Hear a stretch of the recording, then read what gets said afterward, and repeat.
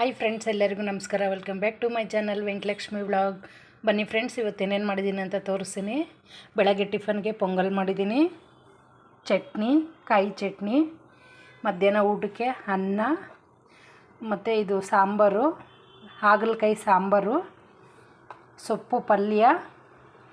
ತುಂಬ ಚೆನ್ನಾಗಿರುತ್ತೆ. ಚಿಲ್ಕರವೆ ಸೊಪ್ಪು ಹಾಕ್ಬಿಟ್ಟು ಪಲ್ಯ ಮಾಡಿದ್ದೀನಿ.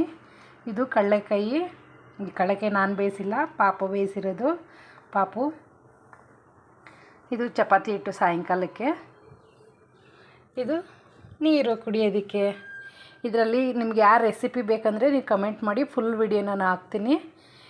ಫುಲ್ ವೀಡಿಯೋನು ಆಲ್ರೆಡಿ ಇದ್ದಾವೆ, ಬಟ್ ನಿಮಗೆ ನನ್ನ ಚಾನಲಲ್ಲಿ ನೋಡಿ ಚೆಕ್ ಮಾಡಿ. ಸಿಕ್ಕಿಲ್ಲ ಅಂದರೆ ನನಗೆ ಕಮೆಂಟ್ ಮಾಡಿ. ಇದರಲ್ಲಿ ಯಾವುದು ಬೇಕಿದ್ರೂ ರೆಸಿಪಿ ನಾನು ಮತ್ತೆ ಹಾಕ್ತೀನಿ. ಬೆಳಗ್ಗೆ ಟೈಮು ಫುಲ್ ವೀಡಿಯೋನ ಮಾಡೋಕ್ಕಾಗಲ್ಲ, ಅದಕ್ಕೋಸ್ಕರನೇ ಎಲ್ಲ ಮಾಡಿಬಿಟ್ಟು ಆಮೇಲೆ ನಾನು ತೋರಿಸ್ತೀನಿ.